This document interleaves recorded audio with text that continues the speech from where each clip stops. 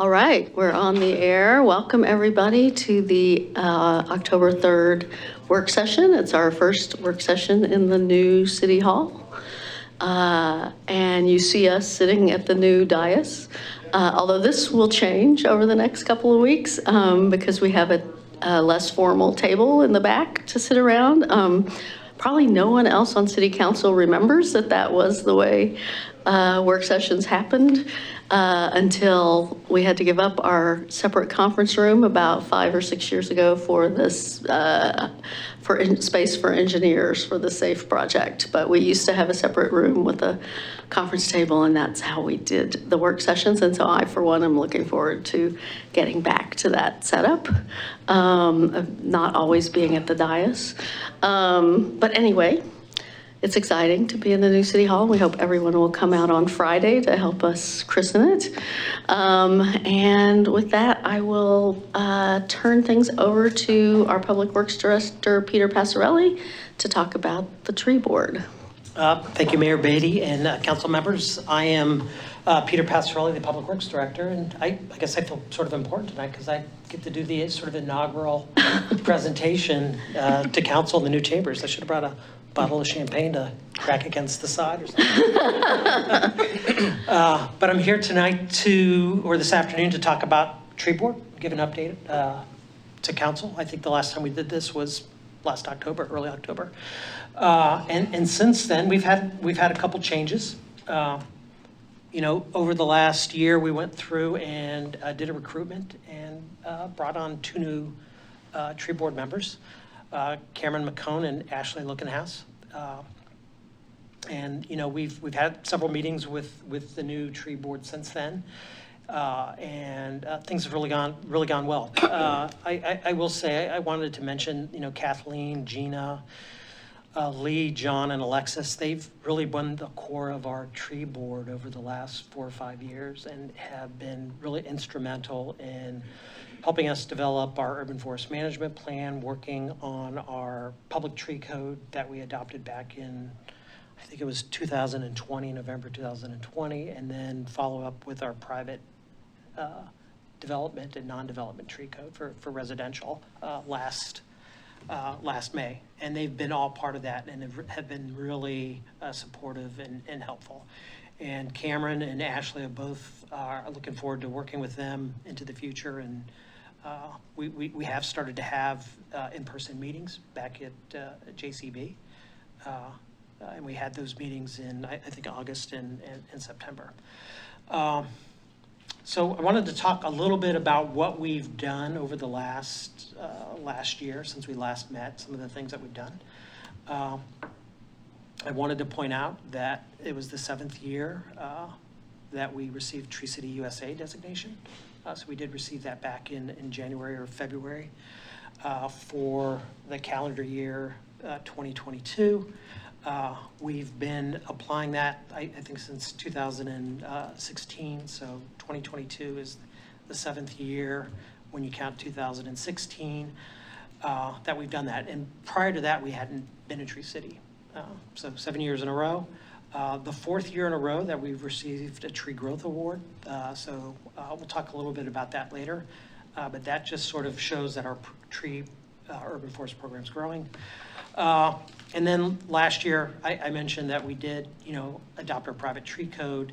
And then over the past year since we've last met, we made some updates to the fee schedule in August that were incorporated into there to help clarify and modify some of the fees there. And then we've also been spending a lot of time working on our online tree permitting system, which has gone live, and we're using GovBuilt is the software tool that we're using. And people that are applying for permits can go on live to milwaukee.govbuilt.com and do an online process and submit their application that way. They can still come over to our Public Works facility if they're having difficulties with that and submit a paper application if they need. And we can help them go through that. They can also use that system to do a tree concern. So the system, the GovBuilt system, also allows them to do an online payment, so they can do everything through the application and payments system if they need to. We spent a lot of time on that permitting system. We actually went through and did a lot of testing to make sure that, as residents or business owners were going through and trying to use that system, that they weren't going to run into problems or bugs in it. And we spent a lot of time doing that. And from time to time, we still find some things that aren't working as we expected. We do have like a kiosk system where somebody can come in and try to and submit an application online in the building. But one of the things that we didn't realize is the way that the system's set up on that kiosk is they can't submit an attachment, so like a photo on that. Something we're working with IT to see if there's a workaround. They can still do all that work online or on their phone and submit a payment or submit that attachment, but they can't do it in the kiosk, which is sort of a little frustrating. But we'll sort of sort through that. So we've done a lot this year. Talk a little bit about the Tree City USA highlights. So since 2016, we submitted a very, I don't want to use, I'll use the term rudimentary application that met sort of the basic minimum standards of Tree City USA. And you're supposed to have about $2, I think it's $2 per capita spending for Tree City USA application. And we submitted one, that was a $279. And then after that, we've continued to grow our program, but also realize some of the other expenses that we weren't capturing in some of these earlier applications applied. So, I mean, you see the number growing, in an order of magnitude from $279 to, to $24. But a lot of that is capturing some of the work that we were doing before anyway. We just weren't accounting for it in those earlier applications. But last year, in combination with the work that we do in-house planting, work that we're doing with our SAFE projects, plantings that are involved in that, and tree care, our Friends of Trees programs that we do, we had about $90,000 worth of tree planting and tree care. That, that's also some of the tree watering that the contractor does. So we're capturing those costs in there as well. Tree maintenance, some of that includes the going out and doing some pruning on trees that we need to do for on some of the right-of-way to make sure that our equipment's able to get through when we're doing street sweeping. It also includes tree removals. And then there's the management cost that captures, the time that I spend, that Natalie spends, that our urban forester spends, and others spend on managing our tree work in the city. Going through and developing the tree permitting software as part of that. Some of the time that Justin spends perhaps on, looking over and reviewing our tree code. So we're capturing all those costs and bringing that in. So those are sort of like in-kind labor costs that we do, but we're capturing all that. And then last year, we're increasing the number of hours on volunteer hours with our, some of the Friends of our Arbor Day event that we have, and the Friends of Tree events, and some of the restoration events where we're planting trees. So we're capturing those costs as well. Last year, we planted about 335 trees. Those are part of our CIP projects, in-house public works plantings, partner plantings. We work with the watershed councils, North Clackamas Watershed Council, Johnson Creek Watershed Council. So we capture trees there when they're appropriate to capture as part of our program, and also private development where property owners have development-related trees that they have to plant on the right-of-way. We'll capture those. Our Tree City USA Growth Awards. So as I mentioned, this is the 4th year in a row that we've done that, and it recognizes, the higher levels of tree care by Tree City USA communities. And they've got, I don't know, 30 or 40 different programs that you can apply to get points for. And we took advantage of continuing education, providing our urban forester education opportunities and professional development, and our natural resource technician. We get points for that. We get points for developing a new private tree care ordinance in 2022. The adoption of that provided us points. The restoration work that we do at our Pennywood Detention Facility was a project that we got points for. We put together some public tree care guides that we've made available to the public that you can pick up at Public Works or at some of the events that we staff.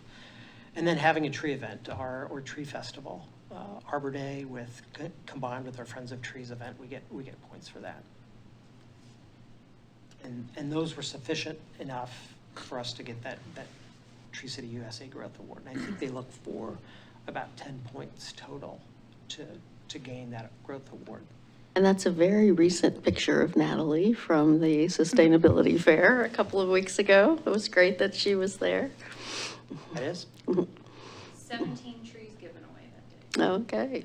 Oh, wow. And lots of T-shirts.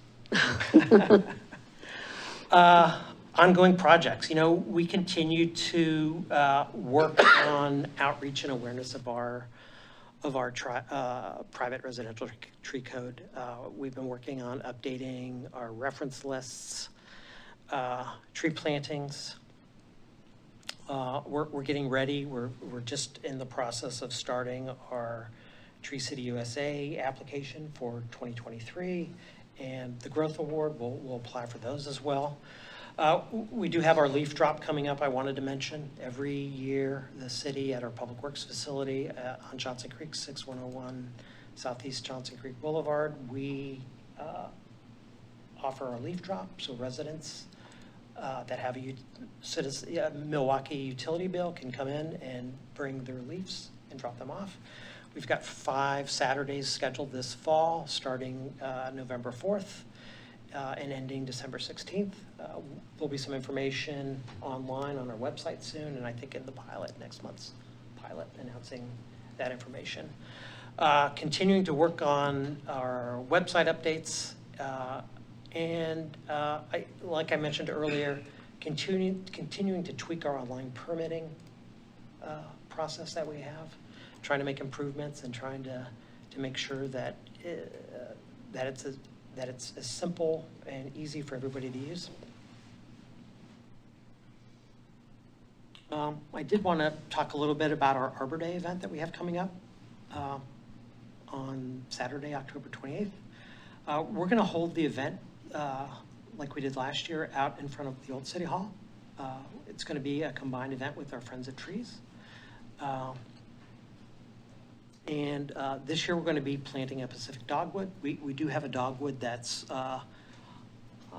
in very poor health and failing out in front of the old City Hall, which will be removed at some point in time. And we're going to plant a new one, not in that current space, but on the park space that we have surrounding the old City Hall there.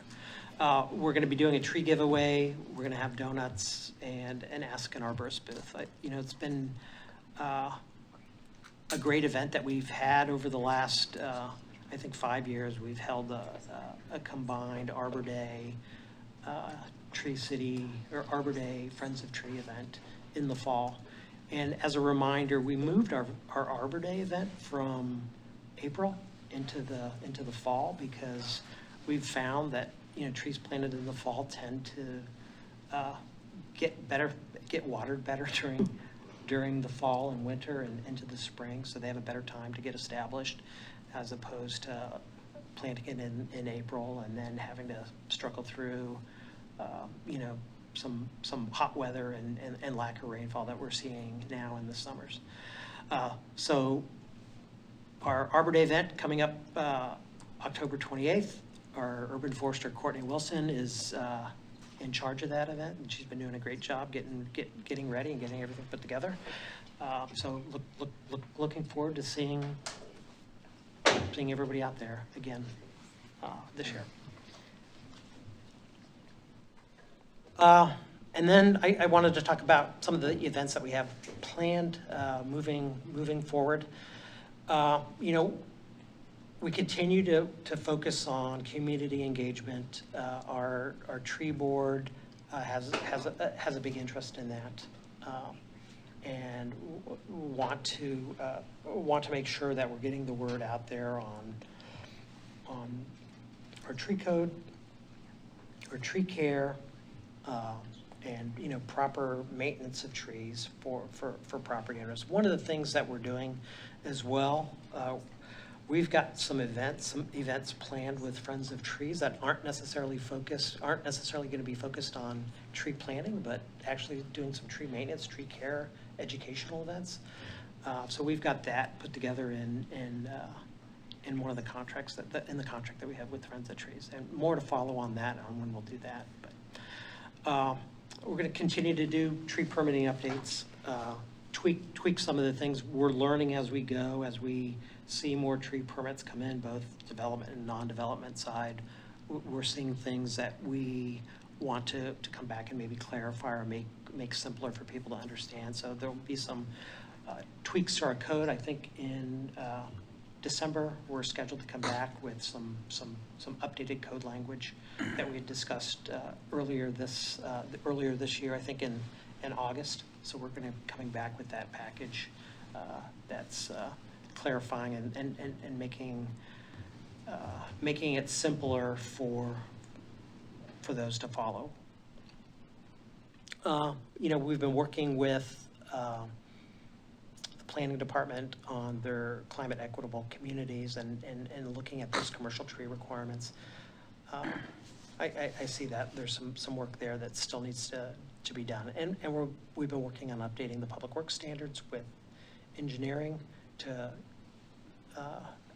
make sure that we've got the items related to public trees, identified trees in the right of way, tree protection. We're going through and updating those.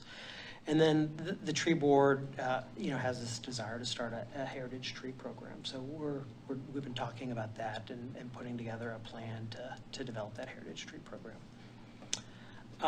So that's pretty much what I had this afternoon. Are there any questions? Any questions? We'll start with Councilor Stavengard. I do have a couple of questions. Thank you for all of this information and for such amazing work. I wanted to mention, I think you said it was 690 volunteer hours. 670. 670. The national rate for volunteer, like the equivalency of a volunteer hour, is now at $31.80. So that's almost it's a little over 21,000 in leveraged support that comes from our community. So I feel like that's really important, and a big thank you to everyone that had been involved and continues to be involved. So I have two questions. One is about the natural habitats and leaf conversations, and I'm wondering, in addition to the leaf drops, what sort of education is being done or conversations are being had about leaving leaves and how that can support native, habitats and. We really have not had those specific conversations. I don't think any of our, what's that? Oh, I'm sorry, you're right, yeah, backyard habitat. So we do partner with the Audubon's Backyard Habitat Program. So we work with them to work with community members here, residential community members, to develop those backyard habitats to provide that. So I think that is part of the program, but besides that, we don't really have any other specific discussions. And I'll just also chime in and say that we did have some outreach material. Hi, my name's Natalie. I'm the Climate and Natural Resources Manager in Peter's team. We did have some Metro resources on things like worm composting and just education in general on soil science. Metro has moved a lot of those to be electronic, and so those are running out as we kind of do these events. Okay. As Peter mentioned, Backyard Habitat is usually the best resource because they're out actually working with folks and talking to them about their properties. Through the watershed councils as well, there's a little bit of education there. I will say that is, now that we have these maybe existing outreach materials dwindling, that's an opportunity if we want to kind of explore developing some new materials on that. But specifically, we don't, soils in general and kind of that habitat value and keeping things in place, we don't have a lot of Milwaukie specific materials on it. We kind of leverage other existing organizations. Well, so I guess that leads to my second question, which is around the education events that are planned. And I think that Friends of Trees brings a really amazing wealth of information. I also wonder if maybe the Backyard Habitat folks could be engaged, or maybe master gardeners, or some partners to be thinking about, during the time where most of us kind of incubate inside a lot of the insects and really important, members of natural habitats are also sort of habitating, or, hibernating, thank you. I guess they're hibernating and habitating. But I wonder if there are some resources here that we could mobilize to be able to do some education around that too. Yeah, I mean, something certainly to consider. Maybe we can, as we further develop this maintenance, this educational program with Friends of Trees that we've got in our contract, that will, maybe there's that opportunity to grow and bring in Backyard Habitat to sort of help us a little bit more. So something certainly to consider. We can take a look at that and make sure, yeah, I think that's reasonable. Sure, I'd be happy to help if you need any. Thank you. Awesome. Councilor Koster-Body? Yes, thank you. I appreciate the presentation, and thank you, Councilor Savinger, for bringing that up, because I actually I got something in the mail about leaving piles of leaves because it's habitats for bees, and that's where they lay and they kind of like hibernate or do what they do. I'm not a professional, so as you can tell. So I've actually left a couple of piles out because I was concerned to damage the bees or harm them. So I would appreciate also mentioning that, just because it's, obviously it's vital to our ecosystem. But my question was more towards, I had a conversation with former Mayor Gamba, current Rep Gamba, about a pledge that he had made to plant one tree for every Milwaukeean. And I don't know if you're aware of that pledge, but if you are, do you know where we stand on that? Are we still aiming to do that? Because I would love to honor that pledge. Yes, that was a very aspirational pledge. I think it was like 20,000 trees by 2022, I think it was. We're making progress, but there's still a long ways to go. I would say over the last 6,000 or 7,000 years that we've probably planted in an aggregate, including our development trees and CIP projects and in-house plantings and plantings with our watershed council partners. We're probably, and we're not counting trees that people plant in their yards. We've probably planted about 5,000 trees. Maybe we should expand that to the community and let them get involved. Be a part of that. That'd be pretty cool. Yeah. I didn't realize the timeline was 22, by the way, but I was thinking it was because that is a lot of trees. So, but I appreciate that. And one of the challenges when we look at spaces for trees, about 20% of our red forest is on public property, and the other 80% is on private property. So when we're looking for opportunities where we at the city can do in-house planting on public property, the space starts to become limited.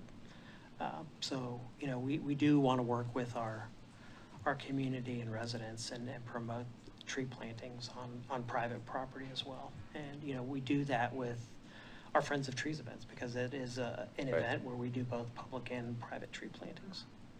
Should make it 5,017 because you gave away 17 trees. Right. Well, that'll be for the next year. Thank you, I appreciate it. Yeah, thanks. All right, Counselor Massey? Yeah, thank you, Peter, for that update. So I saw the, the numbers of trees that were planted and everything like that. I know what the goal is. How do we measure our progress to 40%? So we have some tools, some GIS tools that we use. So every several years, we get new aerial photography.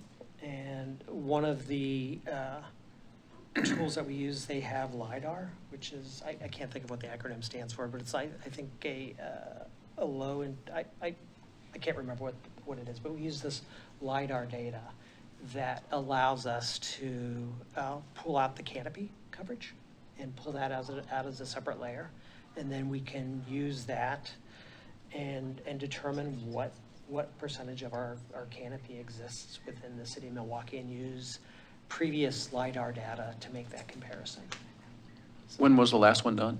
I think the last one was 2019, the last data, and before that it was, I think, 2014, the last data. Yeah, and Metro actually coordinates that for a bunch of different jurisdictions, and it's like light penetrating radar, which bounces back and forth, and it takes about a year plus 2 years for them, and actually in this last case 3 years for them to even process that data, because they do it for the entire metro region. And then cities can essentially pay extra to do a little extra data analytics to pull out canopy data. But something to keep in mind even with LiDAR is that the urban matrix, as we call it, the urban landscape, changes so fast, and one tree can go down in, as we know, a day. And so using this LiDAR is very much, like, for us, good for our larger canopy goal, because that's going to be giving us, it's like a greenhouse gas emissions inventory, right? It gives us that picture. At the property level, how we do it is we calculate it per tree type, and we kind of have like this average tree type canopy. But it's just, again, it's this question of like, how much time do we spend on the data analytics? And there's ways to do it. So if there's specific metrics that council's interested in, or like reporting out, we'll just have to strategize on how to get that data. Yeah, I understand, and I'm not really interested in real-time data. I'm just trying to figure out, are we making progress to 40%? Are we on track? Are we ahead? Are we behind? That's really what I'm interested in. Yeah, So, I mean, it's a challenge when we really only have 2 data points right now to Yeah, I understand. see if we're making progress. But those are the tools. That's the tool that we use, and then there's inventories that we've done some pilot inventories as well that we can use to help us. And I'll say from the 2014 LiDAR data point to the 2019, there was a decline in canopy. That actually was seen across the region. Portland also saw a decline in canopy. But keep in mind, 2019, Milwaukee did not have a tree code. And so really it's the next flyover where we're hopefully going to see if there's been any impact from at least the first wave. and finally, if you are interested in bringing the Master Gardeners Oregon State Extension into any of this, just let me know. I've got the points of contact for you to get in touch with and that kind of thing. So, yeah. Yeah, that's great. I would also say that LiDAR data, we use it for other purposes too. So like calculating impervious surface areas, which is helpful for our stormwater utility. So it's got a lot of useful information in there. So Thank you. Council President? Thank you, Peter. I just had one question. What time does that event start on the 28th?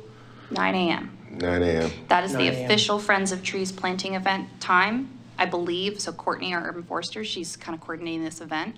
I think the goal is, while everyone's kind of crowded around eating their donuts, we do the ceremonial tree planting. And then the city info booth and kind of stuff will continue while folks kind of disperse to go plant trees in case folks want to come by to grab a t-shirt or get some information. Is it okay if I send it out and tell people it's Ask a Arborist Day? yeah, I would say, yeah. yeah, Okay. for sure. Yeah, I appreciate the update. It was great to hear some of these things. I did have a few questions. I've always been curious about this. When the leaves we collect for the leaf drop, do do we compost them on site, or we take them over to We take them over to McFarland's? McFarland. Yeah, Yes. okay. I would be interested in the point that Counselor Stavanger brought up about leave the leaves, or, I mean, there's tons of, I don't know that we have to create stuff. If, I see it on social media all the time, leave the leaves, or chop and drop, or, there's all kinds of little campaigns for getting people to leave the plants on the garden until spring for the overwintering, bugs. And yeah, so I mean, I do feel like our goal should be to diminish the number of people bringing leaves over the years. Yeah, again, I think there is some off-the-shelf stuff that we could be using without having to reinvent the wheel. You mentioned one of the ongoing projects was reference lists. Is that meaning the actual tree lists for Tree what list. to plant and what to? Oh, Yes. okay. I recently submitted my first tree permit application, and I thought I was looking to remove an invasive species and it would be easy, and it turns out our invasive species list only has 2 trees on it. And so my nasty holly tree, which I'm sure everyone who's a gardener will agree is invasive, is not actually considered invasive. And, and part of that is in our code, we reference the Oregon noxious weed list as that identified the trees that are invasive. And that identified the tree of heaven and a hawthorn tree. I don't remember English which, hawthorn. English hawthorn. We have had lots of conversations with tree board on what constitutes an invasive tree and versus a nuisance tree. But we've, in our code, talks more on that invasive tree. But yeah, it is something that is under consideration on should it be expanded or not expanded. But currently we have, those 2 are on that. Okay. Yeah. Okay. You said at the event you're planting a Pacific dogwood, and I thought I had seen something that Rotary was doing a tree planting lately over by the old Yeah. City Hall. Behind City Hall, a historic City Hall near the bus stop, there was a persimmon tree that was from, Hiroshima. yes, Okay. yes. And so that was actually planted earlier this year, and then they're doing kind of a celebration timed in, I believe it already happened in September. Okay. But they were kind of doing a celebration of its planting. Okay, okay. And I guess, could you talk a little bit more about, I didn't realize the climate-friendly and equitable communities had a tree component to it. Because we've always had on our to-do list a commercial tree code. So are they going to help us write that? Have they got a code we can just adopt? Well, or- that climate-friendly equitable communities commercial tree code list dealt with parking lot space. Oh, The- okay. The canopy requirements in commercial parking lots. So, there's that piece of it with some additional, further additions to that to sort of put together a full commercial tree code. Okay. Yeah. They, it's essentially the initial requirements of it would have required most municipalities to have a framework for some sort of evaluation process for developments on canopy coverage, tree selection, number of trees. So it essentially was setting up the backbone for many communities to actually have to need some sort of tree review process. And so it was opportunistic if looking at developing your own commercial tree code.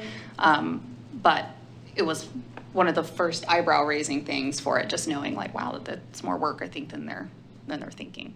So. Well, and is it just for new parking lots, or it's to revisit existing parking lots? From what I've understood from our planning team, it's if a new parking lot, which is over a 1/4 acre in size, is created, not necessarily if an existing parking lot is expanded. So, I believe that's what it is. So it'd be very new, and it'd be for all, I think, across the city, residential and commercial. But this would be the first time that trees would be regulated on commercial private property. But it'd only be, again, if your parking lot is over a 1/4 acre. Okay. Well, I think we all know that a parking lot with trees is a lot better thing to have in the summertime. Everyone looks for the dribs and drabs of shade to park under. Okay. I guess that was the end of my questions. Any last things from anyone?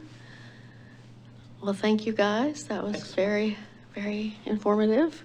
And we're sorry that the tree board chair didn't make it. Haven't seen her in a while, but glad to know you guys are have a full complement and are back to meeting in person. So That is good. Yeah, For sure. yeah, great, Thank you. great. Thank you. All right, and Natalie is going to stay up here and be joined by Allie Feuerstein, the chair of our Parks and Recreation Board, to talk about their past year and coming year. And while they get set up, I will just thank Allie for stepping in to being on the DAC with me. She's had a couple meetings now, and we get a month off this month. They're not meeting this month.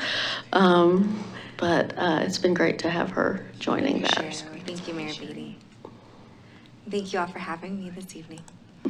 Yeah, so again, my name's Natalie. I am the staff liaison to our Parks and Recreation Board, where Allie is our current chair, our vice chair, Heather.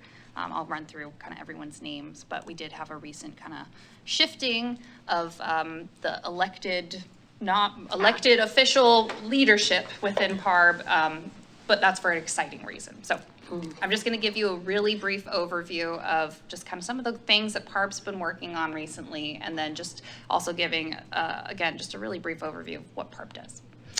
And yes, today I am joined by Allie, and I'm so happy that she can make it. Yeah. So these are our current PARB members. So we have Allie Feuerstein, also Heather Baskerville, Virginia Pye. You've probably seen Virginia on almost any Milwaukie event because she is like #1 volunteer. Max Pennick started on PARB just this summer, so he's our newest member. Martine Alvarez, Sabina Spencer, Gary Klein, and of course, our council rep, Councilor Nicodemus. And I have down here on the bottom, it's a little bit obscured on our screen, but I just also wanted to give a special thanks to Ben Johnson, who was our past chair, who stepped down. He was at the end of his term limits of 3rd term. So Ben has been PARB for a long time. And he stepped down early in order to take on a role being a consultant for the parks development projects with Greenworks. And so in order to avoid kind of that conflict, he said, let's help this way. So he's still involved very much within Milwaukie Parks. Very big shoes to fill. So, and she's doing a great job. This is just, I was digging through my folders of photos, and it turns out I don't have a lot of pictures of PARB members except for some Zoom screenshots. And so this is one example of an in-person visit that we actually had down at Scott Park to kind of look at some of the spaces with Adam Moore, our Parks Development Coordinator, on how this Scott Park is going to get transformed in the upcoming years. So we are, as PARB, starting to meet in person once in a while. We're kind of having a virtual meeting and then having some in-person meetings. And so I'll mention for folks who are listening when PARB meets, but just wanted to also mention if you're interested in walking around a park, PARB is the group to join. So for 2023, I just wanted to highlight, like, big picture, some of the amazing things PARB has been doing. First off, we finally are full for PARB again, which is fantastic. So we have now a full board to be being able to make all the motions and quorums. In 2023, we had another Earth Day restoration event. And we also had PARB did some great advocacy for Milwaukie Bay Park with both the Board of Clackamas County Commissioners, but then also discussing internally just kind of how PARB wants to support that work. Another recent thing that I just think is really amazing that PARB wanted to talk about and really take on is a land acknowledgement, using Milwaukee's kind of land acknowledgement that we developed with the Grand Ronde tribes. And I think Allie's been doing a great job of just even starting those conversations and holding them in PARB, knowing kind of that foundational information. And then PARB really has been hitting the outreach and education elements intensely. And that's because, especially with these parks developments, PARB, especially knowing all of the ongoing conversations with the future of parks for Milwaukie, I think PARB has really wanted to focus just on the now and the current and how can folks right now in Milwaukie and the surrounding communities take place and take part in these kind of really cool park development processes, because we know that it becomes a hub for a bunch of folks to come in. So. And I have to say that the amount of participation and how many people have come to the different events to share their voices and their opinions about the elements that are going to be featured at all the 3 different parks has really been incredible to see, and just to see how many perspectives and different ethnicities and races and interest levels and abilities have been able to be represented and their voices to be shared in the process, and to see how responsive Adam has been in that planning process has really been amazing. And so it's been really, really great, which just seems like Yeah, perfect. well, and that's a great Yeah. tee off. So I just wanted to also mention, the parks development conversation, that really found its home within PARB. And that's when Adam Moore gives us a regular update on how that's going. We invite other boards and committees to join in and tune in at that point, watch, listen, read the minutes in order to kind of get your most up-to-date information on the parks development projects.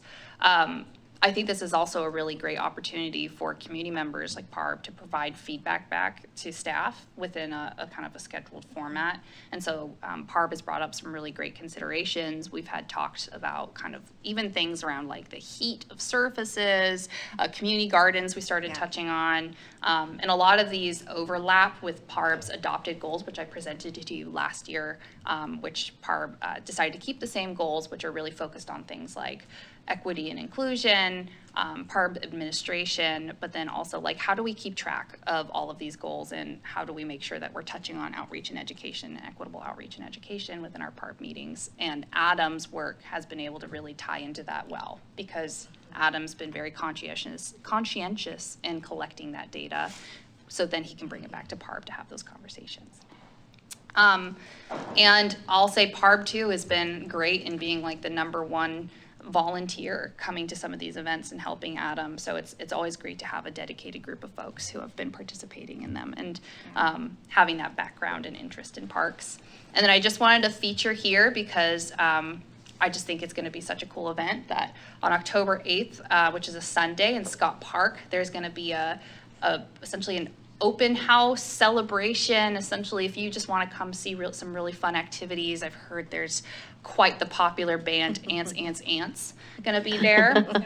I was hearing rumors of some sort of Ants, Ants, Ants mosh pit, but don't hold me to that. Is it very, very small?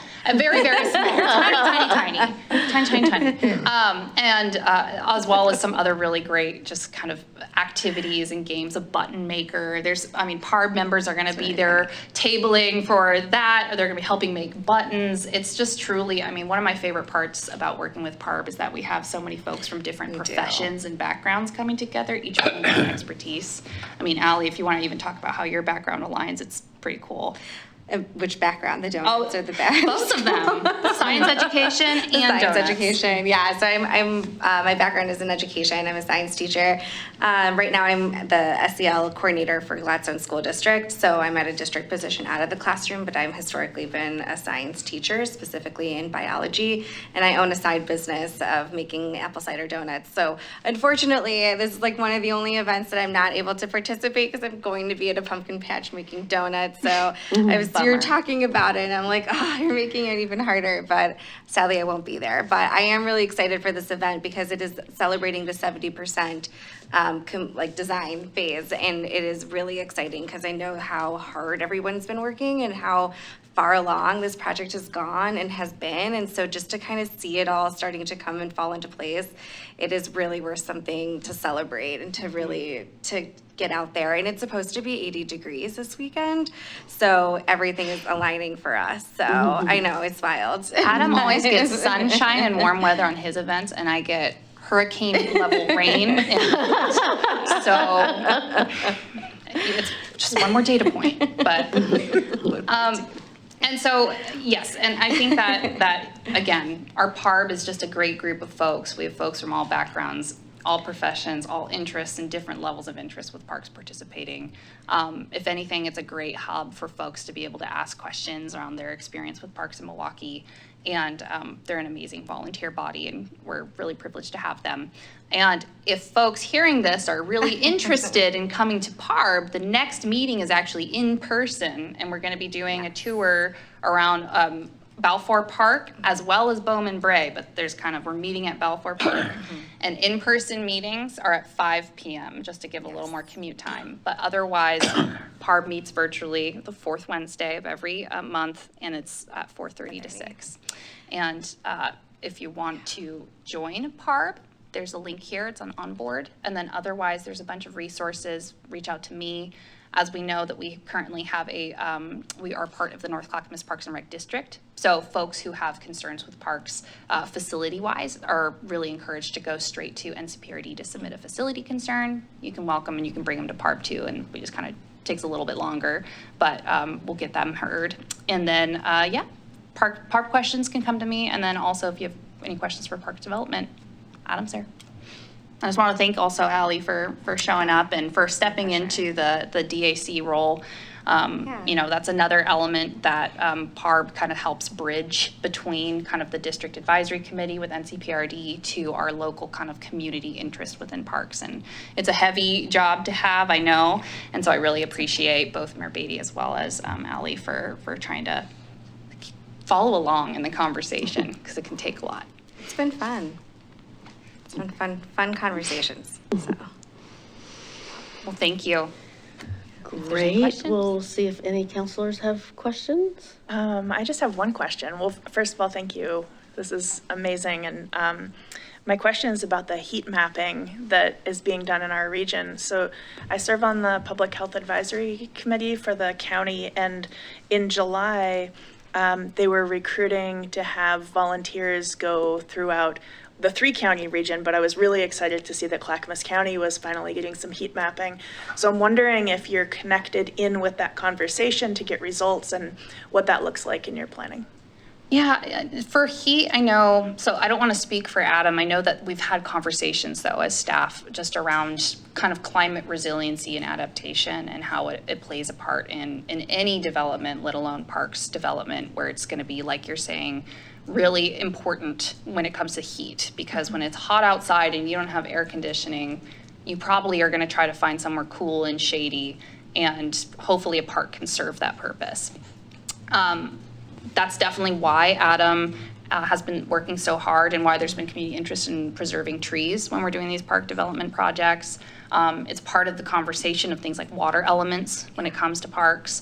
And even like we mentioned before, I think there was a great playground presentation that was given, and PARB was in attendance. And even one of the questions that came up was like, playground materials and heat, and like metal being hotter than wood.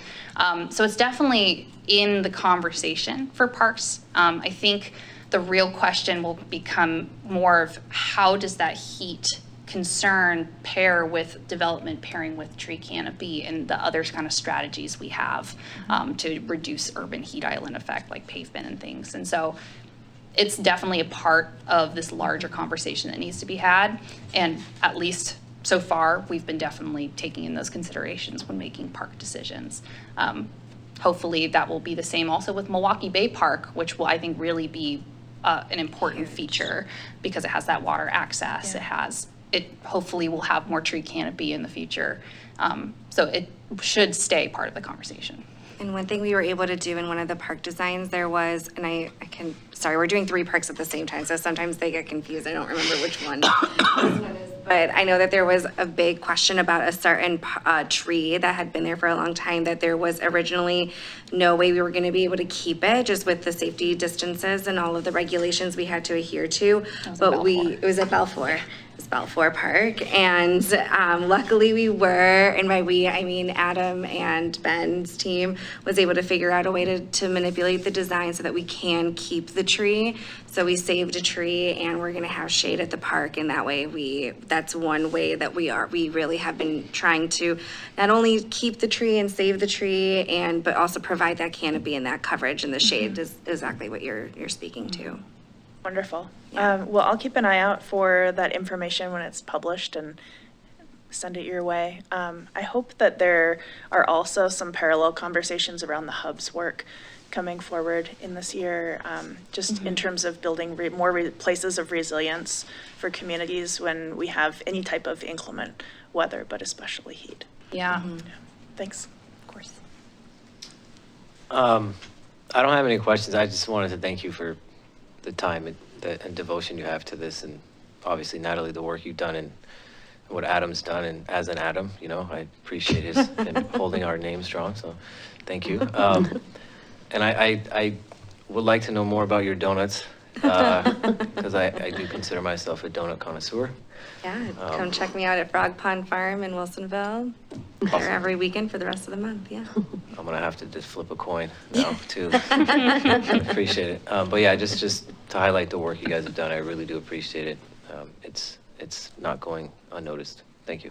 Well, Natalie really is speaking the truth when she says that the board is really, the group is so great, honestly. We just have so much fun when we're together, and I'm really proud of the group that we have. I feel like it is genuinely a representation of a diverse group of individuals from race, ethnicity, age, background. Like, it really is just a wonderful group of people, and I just so appreciate them. And Gary specifically, I just want to give a shout out to him. He's shared some stuff at our last DAC. He spoke, and he brought me to tears, just how his passion and his caring just really, it's just amazing. This group is, it's probably one of the best groups that I've ever been a part of. So it's really easy to do the work when it's with a group of people that you like. So Great. Counselor Massey? Yeah, no questions. I just wanted to tell you that whenever I go to an event and I see the play experts engaged giving their consultations, it just brings a smile to my face. So thank you. Adam has really stepped up events for at least our team, and it's gonna be hard to beat them in the future. President? No, I don't have any questions. Thank you. Thank you for being a part of PARB. yeah. I do drive by Frog Pond every day That's for right, work. because you're right at Beckman. Yeah. So now you need to stop by. As long as the donuts are free. Yeah, hey. Counselor Nicodemus. We'll have to for you. report back. That's gonna be on the next PARB agenda. Donut evaluation. You got so much pressure. I don't have any questions either. I just want to say that, yes, I think you have an outstanding group of people on the PARB. And actually, Milwaukee's been really blessed over the years to always have a strong PARB. A lot of people committed to parks. They have been important to people in Milwaukee for a long time. And that's shown by, the people who want to step up and serve on the PARB. So thanks to you and all of them. And if no other questions, we will let you guys go, and we will adjourn for an executive session. We don't have anything. I have a script to read. Yes? Yep. Anything else, though, before that? No? Okay. After the work session, council will meet in executive session pursuant to Oregon Revised Statute 192.6602 Subsection 1, to review and evaluate the employment-related performance of the chief executive officer of any public body, a public officer, employer, or staff member who does not request an open hearing. So with that, our work session is adjourned.